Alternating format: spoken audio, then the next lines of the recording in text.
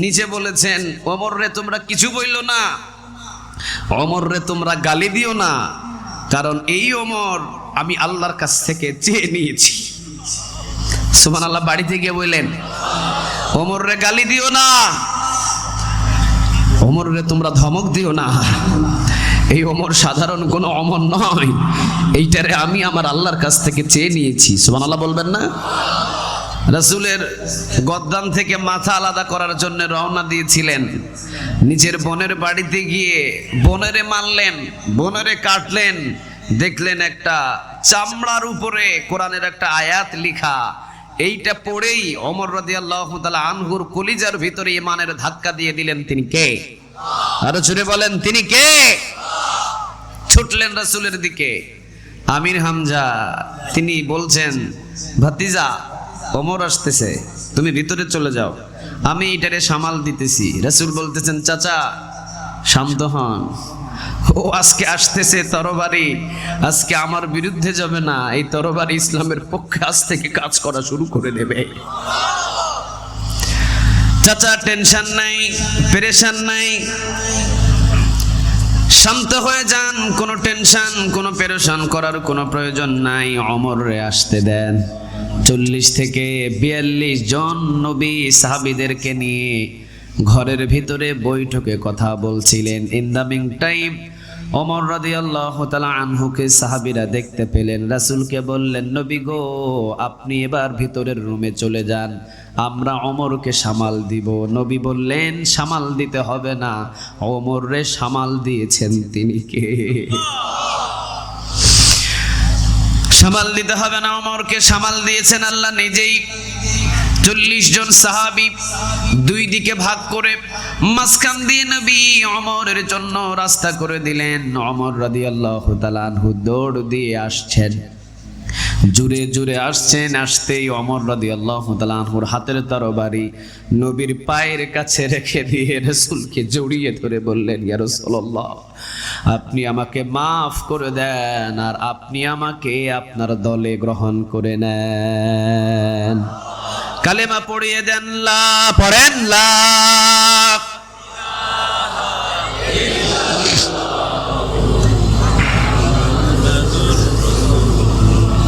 সাল্লাল্লাহু।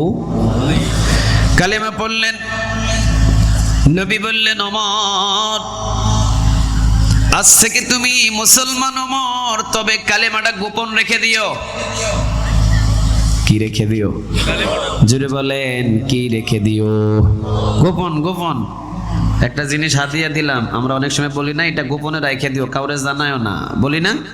কথা বলেন, গোপন রেখে দিও।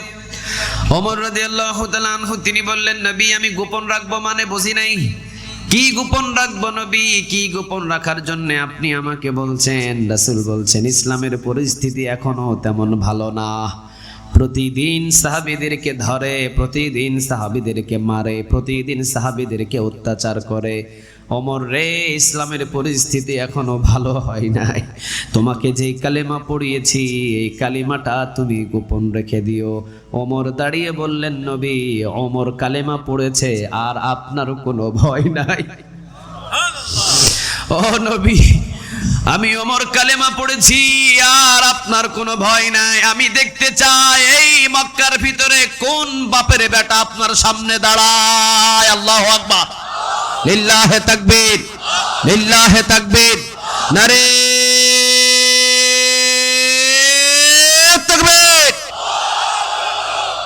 আমি দেখতে চাই আপনার সামনে কে দাঁড়ায়, কার কত বড় বুকের ছাতি, কে আপনার সামনে দাঁড়ায় আমি দেখতে চাই, কে আপনার সামনে দাঁড়াতে চাই আমি একটু দেখতে চাই। নবী কে আসবে আমি একটু দেখতে চাই। আমি তো ওমর, আমি জীবিত থাকাকালীন আপনার সামনে যাই আসুক না কেন, আমি জীবিত থাকাকালীন আপনার সামনে আসার সাহস পাবে না। রাসূল বললেন, ইজলিসে ওমর, একটু শান্ত হও বাবা, একটু বসো, আমি তোমাকে কিছু নসিহত দিই, কিছু বোঝাও। ওমর বললেন, না, নসিহত পরে। ও নবী, আপনি যেহেতু বলেছেন গোপন রাখার জন্যে, আর এই ইসলামটারে আমি গোপন রাখতে চাই না, যতজন সাহাবী আছে সাহাবীদেরকে আমার সাথে দেন। আজকে আমি মক্কার চত্বরের ভিতরে আল্লাহর নামের ধ্বনি দিয়ে এই মক্কাবাসীদেরকে জানিয়ে দিতে চাই, মক্কায় শুধু ইসলাম থাকবে, ইসলাম ছাড়া এই মক্কায় কোনো কিছু থাকবে না। আজ যদি বাংলার জমিনের ভিতরে এরকম একটা আমরা ওমর থাকতো, ওই ওমর নিয়ে পার্লামেন্টে কোরআন পৌঁছিয়ে দিতাম, ঠিক না বা ঠিক? পৃথিবীর ভিতরে একটা ওমরের বেশ প্রয়োজন, পৃথিবীর ভিতরে একটা ওমরের বেশ প্রয়োজন। একটা যদি ওমর আমরা সেন্ট্রাল লিডারশিপ আমরা পেয়ে যেতাম, তাহলে বিশ্বের সকল মুসলমানের কাছে কালেমার পতাকা উড়ানোটা বেশি কঠিন ছিল। আরো জোরে বলেন, ছিল না। রাসূলের কাছে 40 থেকে 42 জন সাহাবী ছিলেন।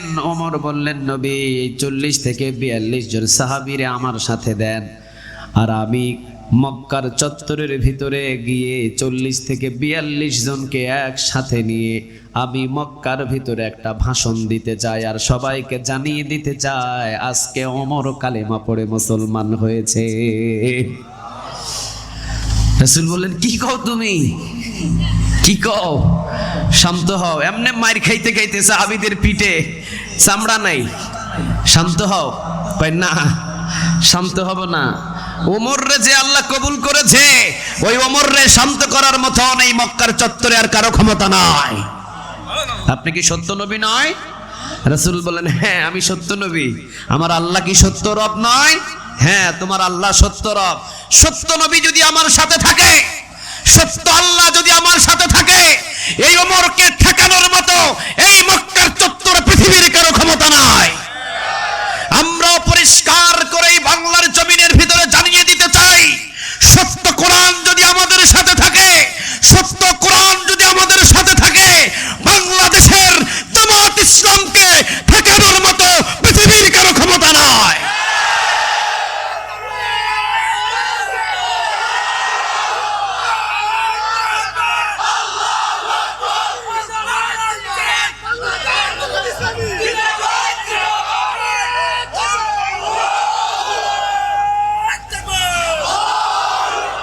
আমরা কারো বাবের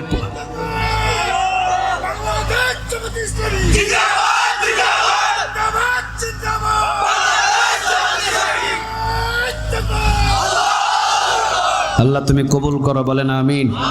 আরো জোরে বলেন আমিন। আমরা কখনো কারো বাবার গুণগান গাই না, আমরা কখনো কারো স্বামীর গুণগান গাই না, আমরা কারো স্বামীর জন্য জীবন দিতে প্রস্তুত নই, আমরা কারো বাবার জন্য জীবন দিতে প্রস্তুত নই, আমরা লাঙ্গলের প্রতীকের জন্য জীবন দিতে প্রস্তুত নই।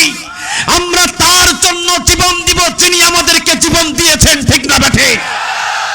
আমরা তার দলেই থাকবো যিনি আমাদেরকে দুনিয়াতে পাঠিয়েছেন। পৃথিবীর কোনো স্বার্থের জন্য কোনো মানুষের বানানো দলে আমাদেরকে পাওয়া যাবে? আরো জোরে বলেন, পাওয়া যাবে?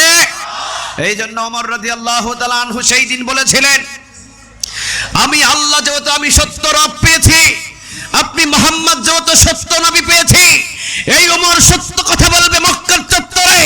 পৃথিবীর কারো ক্ষমতা নাই যে আজকে ওমরকে ঠেকাতে পারে। আমরাও বাংলার জমিনে জানিয়ে দিতে চাই, আমরা সত্য রবের পথে আছি, আমরা সত্য রাসূলের সুন্নাহ মোতাবেক চলি, আমরা কোরআনের রাজ কায়েমের জন্য বাংলার জমিনে ছুটে চলছি। এটাতে বাধা দেওয়ার মতো পৃথিবীর কারো ক্ষমতা নাই। 17 বছর চেষ্টা করেও এই দলটাকে কেউ থামাতে পারে না। আনহু সামনে গিয়ে এই 42 জনকে একত্রিত করে নিয়ে কি দিছিলেন? তাকবীর। কার নামে? আরো জোরে বলেন, কার? আর সেই তাকবীরের বিরুদ্ধে যদি বাংলার মানুষ কথা বলে, তাদের ঠাই কি আমাদের 98% মুসলমানের দেশে হয়? আর একটু জোরে বলেন, হয় না? হতে পারে না।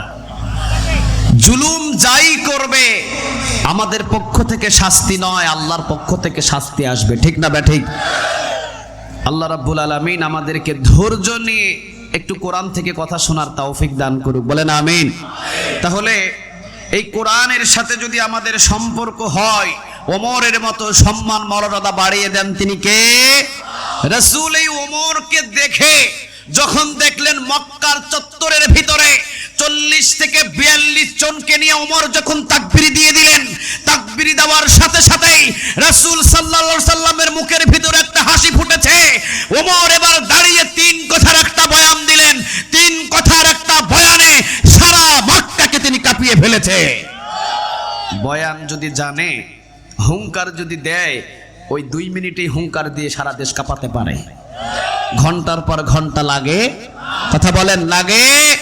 ওমর বললেন, কার বুকের পাটা আছে আসো ইসলামরে বাধা দেওয়ার জন্য? কে আছে শাসক? যদি বুকের সাহস থাকে তো সামনে আসো।